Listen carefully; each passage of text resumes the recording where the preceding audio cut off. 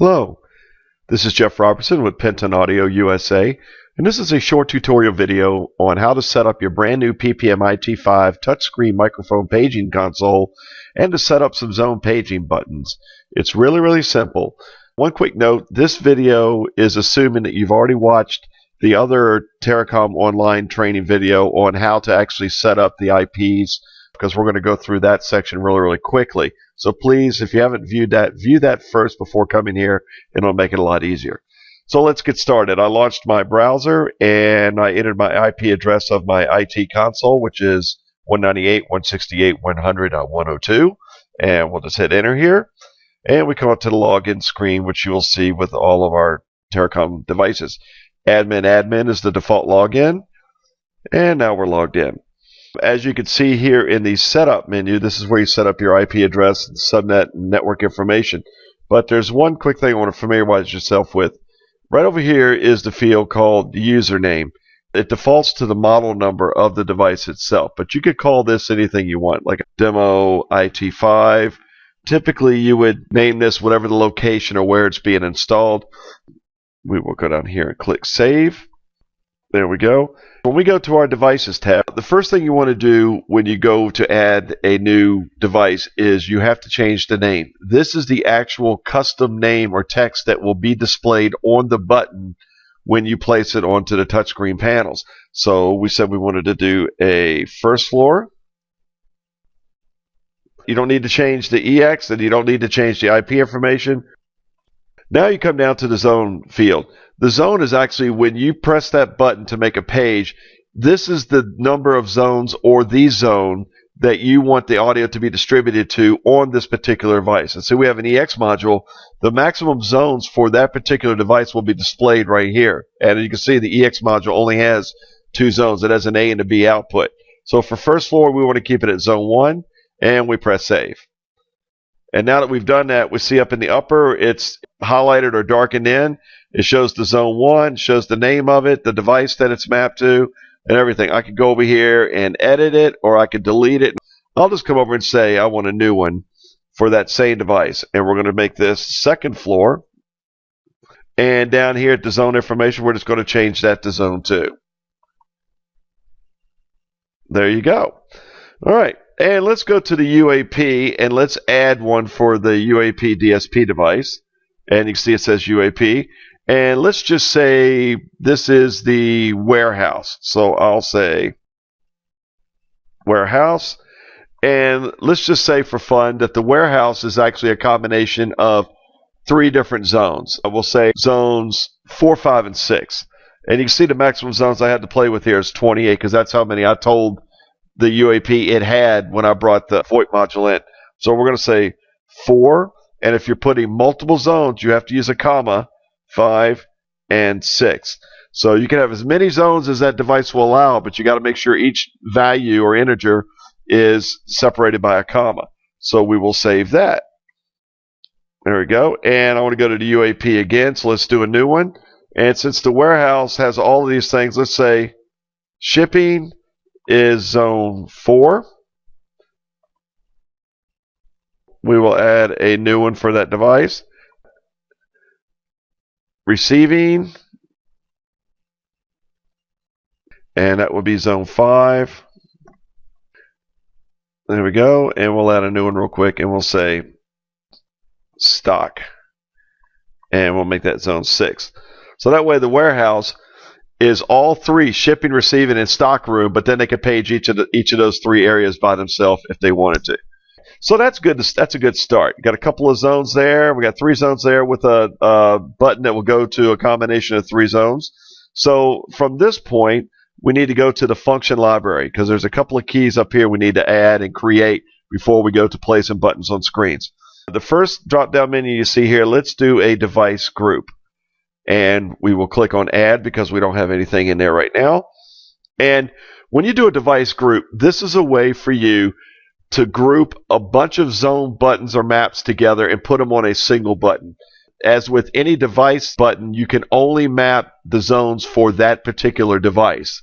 A group button will allow me to do multiple zones from multiple devices. So I could actually have one button that will page EX modules, ECS DSPs, IDA8 mass notification controllers, UAP G2 or Bogan core processors. So in this instance, I want to create an all call button because I'm going to have buttons on different screens, but on the main screen, I want a button that says all call and I page everything. So all I have to do is select each one of these individually and click over here to bring it over if I wanted to, and take it back and delete it. Or I can just press this one right here to bring all the zones. So now my two devices, UAP and EX, and all their zones are going to be on this one button. And we got to give it a name. And of course, like we said we're going to make this an all call or an all page. And we will save that. Excellent. And there it is. We will create another button, which is used a lot, and it's called the macro button. The macro is nothing but a screen jump or a panel jump. These are helpful to create and put on the main screen if you have like maybe screens that you're doing volume controls, other screens you're doing source selection. You might have different buildings for paging, so you can have all your buildings will be on the main screen. They can push that, then it goes to a screen with all your sub zones on there. But what we'll do is just to make it easy for you, we'll say EX paging, and we'll create that macro button. Like I said, all you do is put a title. There's no mapping because all you're going to do is use this as a screen jump, and you're giving the name to the panel or what's going to show up on the button. This one will be UAP paging. There we go. Nice. All right, so we created a couple of screens that we can jump to, and we have buttons that we can place anywhere we want with those screens on there. So if I press that button, bam, it'll go right to that page. So we're done creating our device buttons, any group page buttons that we wanted to do, and we created our macro buttons as well. So now let's go to the fun part, machine windows.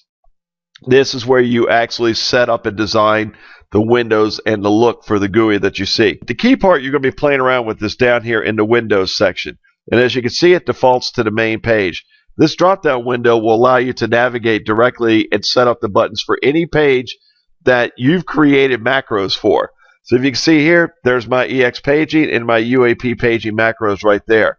If I didn't create any, all I would have is the main page, but I have 14 pages within this, and there's an up and down or next and previous button on the screen that you can actually use to navigate between them. But that gets a little cumbersome. That's why the macro buttons come in handy, because you can put a button and they can go right to that page. All right. First thing you'll notice over here are the keys. There are 12 keys. It's set up. You have 3 rows of 4 buttons on each row. So the upper left-hand corner is button 1, and right to the right of that is 2, 3, 4. Over to the left in the center is 5, 6, 7, 8 is the middle row, and then 9, 10, 11, 12 is the bottom row, left to right. So you can place a button anywhere on the screen that you want just by placing it into whatever you want.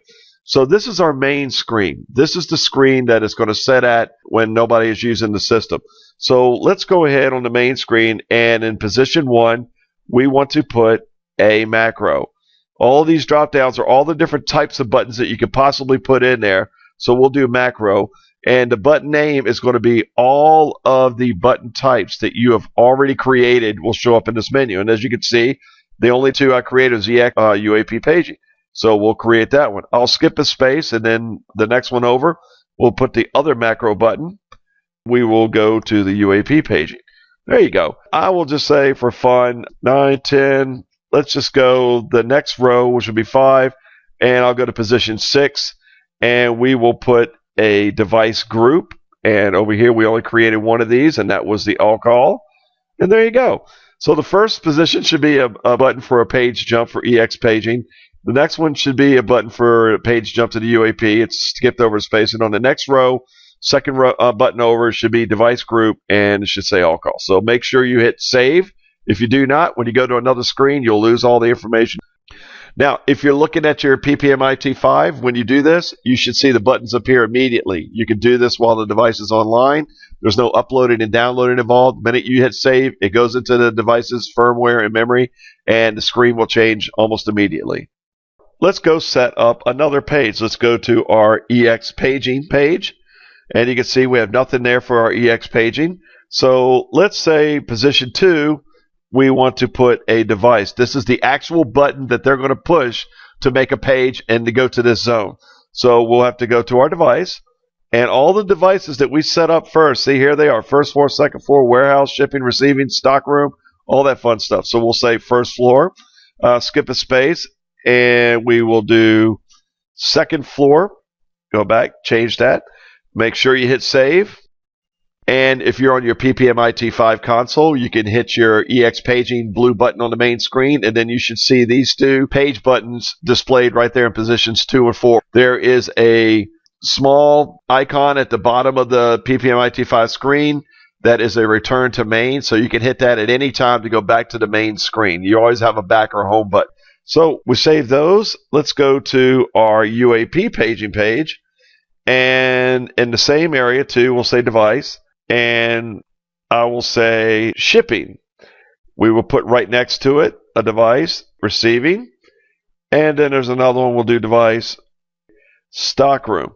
If we go down all the way in the bottom right-hand corner on position 12, and that's where we're going to put our warehouse button. There you go. So they can push shipping, receiving, or stock, or they can just hit that warehouse button. It'll go to all three zones at the same time. So let's make sure we hit save. There you go. So now, if you push your UAP page jump button, it will automatically navigate you to this page, and you'll see on the top row, you'll have your shipping, receiving, stock room, and at the very bottom right-hand corner, you will see your group page button. And there you go. Now you can press any of your page buttons and conduct a live page. One quick thing that you might want to be aware of, on the basic setting tab, just below where you entered your custom name, there is an AGC gain field. These are volume settings for the gain on your microphone. So if the pages are a little low or coming in too hot or distorting, you can adjust the gain up and down as necessary. Now do these in small increments, because remember, you can adjust the audio at the amplifier. Every single Terra-Com device that has a raw audio output will have a volume control or volume setting within it, as you see right here, because there's a speaker on the IT5. I could change my speaker volume right here as well.